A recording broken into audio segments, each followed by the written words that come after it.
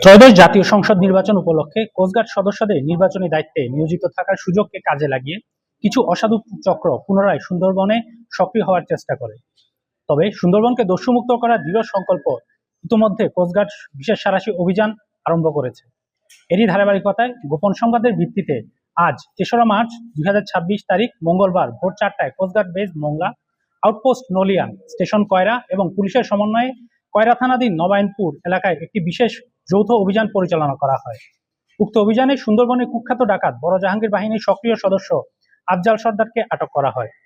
পরবর্তীতে প্রাথমিক জিজ্ঞাসাবাদে প্রাপ্ত তথ্যের ভিত্তিতে সকাল 11টায় মোংলা থানাধীন পাশাখালী ফরেস্ট অফিস সংলগ্ন এলাকায় অভিযান পরিচালনা করে একটি শটগান, একটি একনলা বন্দুক, 21 রাউন্ড তাজা কার্তুজ এবং একটি ওয়াকিটকি সেট উদ্ধার করা হয়। নির্বাচনী পরবর্তী সময়ে কোস্টগার্ডের নেতৃত্বে সুন্দরবনে যৌথ অভিযান শুরু হলে উক্ত ডাকাত সদস্য আতঙ্কিত হয়ে উদ্ধারকৃত অস্ত্র ও গোলাবারুদ উক্ত এলাকায় পুঁতে রেখে কয়রা নারায়ণপুর এলাকায় আত্মগোপন করে বলে জানা যায়। উল্লেখ্য, উক্ত ডাকাত সদস্যের বিরুদ্ধে কয়রা ও ডুমুরিয়া থানায় মোট 5টি মামলা রয়েছে বলে জানা যায়। আটককৃত ডাকাত এবং জব্দকৃত অস্ত্র ও গোলাবারুদের পরবর্তী আইনানুগ ব্যবস্থা গ্রহণের কার্যক্রম প্রক্রিয়াধীন রয়েছে। আমরা দস্যুদের উদ্দেশ্যে বলতে চাই, সুন্দরবনকে দস্যুমুক্ত রাখতে কোস্টগার্ডের অভিযান অব্যাহত থাকবে।